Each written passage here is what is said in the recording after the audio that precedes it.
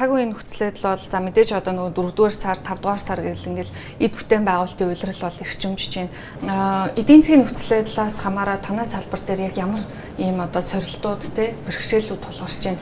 Эсвэл нөгөө талаараа бас яг ямар боломжууд шинээр гарч ирж байна.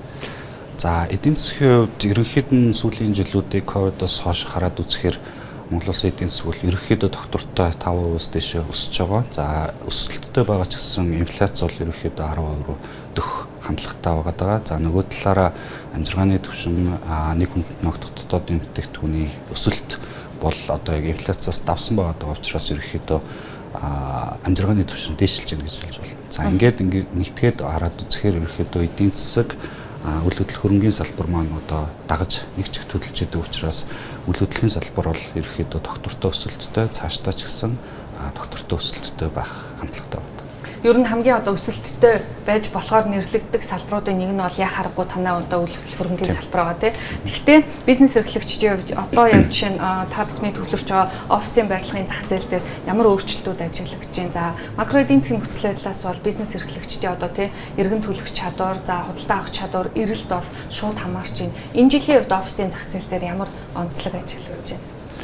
За энэ жил болон гэлтгүү ерөнхийдөө ирээдүйд ямар хандлага ажиглагдаж байна гэхээр хэрэглэгчийн зам талд бол нэлээд өөрчлөгдөж байна. Хэрэглэгч талаасаа хэрэглэгч юу хүсэж байна вэ гэхээр эдийн засаг доктортой өсөлттэй байгаа гэдэг маань ерөнхийдөө нөгөө талаараа офисын зах зээлийн гол хэрэглэгч болох бизнесийн байгууллагуудын маань өсөлт бас доктортой байна гэж харагдаж байгаа. Тэгэхээр бизнесийн байгууллагууд өсөхийнхөө хэрээр одоо престиж буюу одоо үйл хөдлөх хөрөнгийн салбарын үндсэн ойлголт одоо орчин гэдэг ойлголтыг илүү сайжруулах, за бага зэрэглэлтэй офисуудаасаа илүү өндөр зэрэглэлийн буюу А зэрэглэлийн офисууд руу шилжих хөдөлгөөн нэлээд ажиглагдаж байна. За ингэж шилжихдээ мэдээж санхүүгийн байдлаа харж байгаа. Тэгэхээр илүү том талбайтай офисыг сонирхдаг байсан бол одоо илүү чанартай, жижиг талбайтай, яг ашигтай талбай өндөртэй тийм офисууд руу за дээрэс нь дахиад үйлчлэгээ сайтай офисууд руу шилжих хандлага бол ажиглагдаж байгаа хэрэглэгчийн зүгээс. Офисын зах зээл бол А бүстэй төвлөрсөн хэвээр байна гэж та хэлэх гээд байна.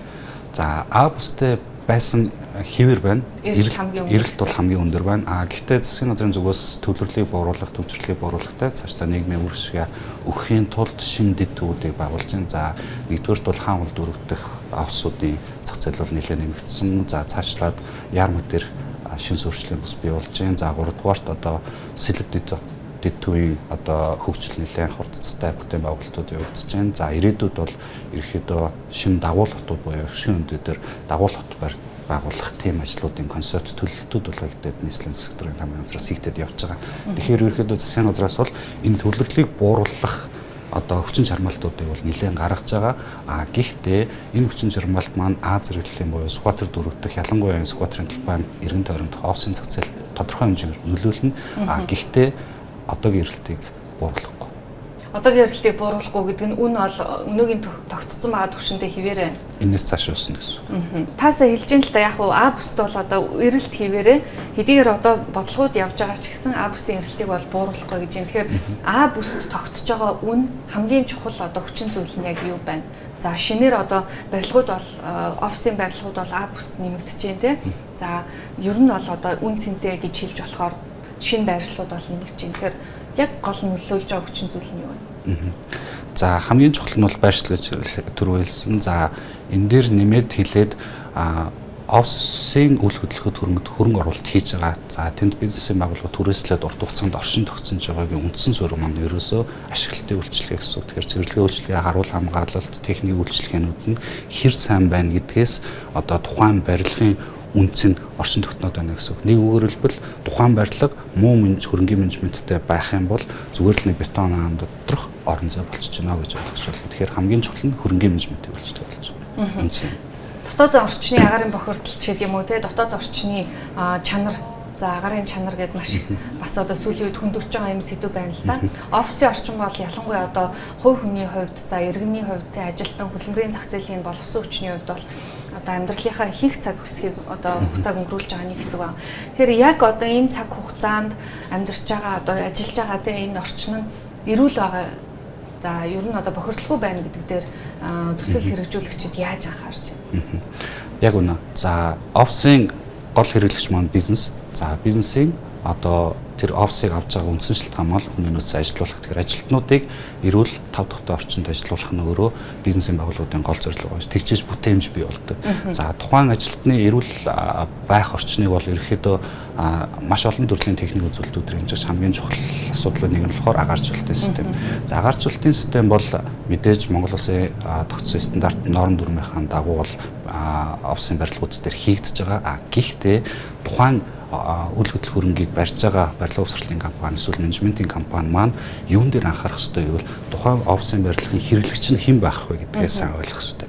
Ирээдүйд олон улсын байгууллагууд байршуулж тухайн барилгынхаа үн цэнийг орчныг бүрдүүлэх үү гэдэг нэг ойлголт байна. Хэрвээ тийм бол Монгол улсын стандартаас даваад олон улсын одоо тэр стандарт тухайн байгууллага ямар стандарт одоо шаардах вэ гэдгийг ойлгоод тэрнийхээ дагуу төлөвлөх ёстой болж байна гэсэн үг. Тэгэхээр Монгол улсын норм дүрм стандартаас давсан хэмжээнд барилгааг үүсгэх ёстой гэж ойлгож байна. Хэр зөрүүтэй энэ хоёр стандарт?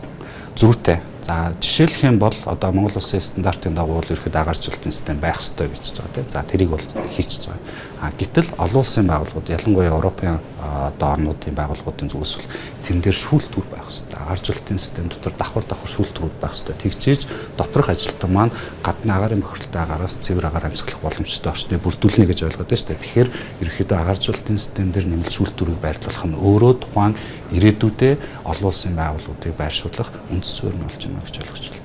Яг уу дотоод орчны агаарын бохирдол ч гэдэм үү дотоод орчны чанар тий агаарын чанар гэж ярихаар зөвхөн агааржуулалтын системээс гадна тэнд ашиглагдж байгаа барилгыг одоо бүрдүүлж байгаа барилгын материалууд бас нэлээд чухал тий. За Монгол Улсын хувьд бол яг хөө мэдээж нөгөө импортлогч улс за гаднаас одоо ихэнх бараа бүтээгдэхүүнээ худалдаж авч байна. Энэ дээр та бүхэн яг төсөл хэрэгжүүлэгч энэ одоо компаниудын зүгээс харахад ямар шаардлагууд, шалгуурууд тавигдах шаардлагатай гэж харагдаж байна. Магадгүй одоо норм дүрм стандартад өөрчлөлтийг шаардлага байна.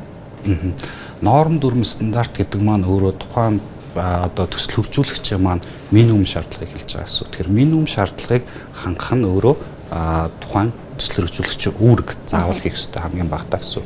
За энэ стандартаас давсан байж тухайн барилга нь үнцэнтэй байна гэж ойлгож болно. Тэгэхээр одоо юу гэдэг ирээдүйн чиг хандлага бол нийгмийн талаас ногоон барилга, ногоон одоо гэдэг ойлголтууд нэлээд хөгжөөд ирж байгаа. За гэхдээ нөгөө талдаа ногоон болгохын тулд эрчим хүчний хэмнэлттэй болгохын тулд барилгын зүсэг төртөг ерөөхдөө дунджаар 20% илүү байгаа гэдэг. Тэгэхээр тэр хөрөнгө оруулалтыг хийх шаардлагатай. Ирээдүйн угаасаа энийг хүсээд байна, хүлээгээд байна.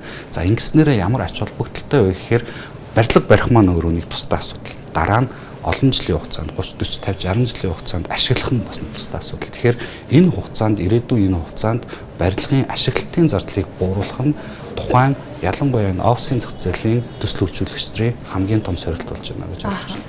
Тухайлах юм бол яг яаж бууруулах вэ? Сорилт гэхээр нэг талаасаа энэ биелэхэд бас төвөгтэй юм шиг сонсогдоод байна л да.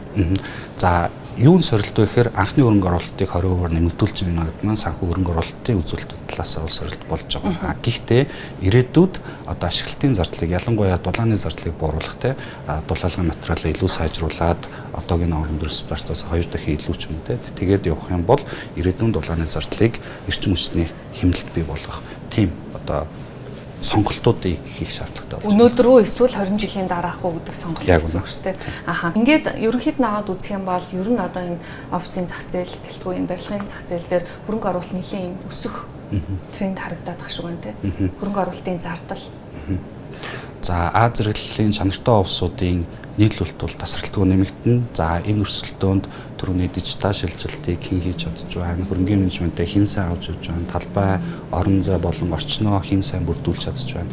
Тэр одоо хөгжүүлэгч нар л ерөөдөө томоохон байр суурийг эзлэх хандлагатай байна гэж ойлгож байна. Бүсэд ер нь газар үлдээгүй байгаа юм шиг одоо харагдаад байгаа шүү дээ. Офисын зах зээл дээр шинэ одоо сул хоос орон зай ч гэдэм үү.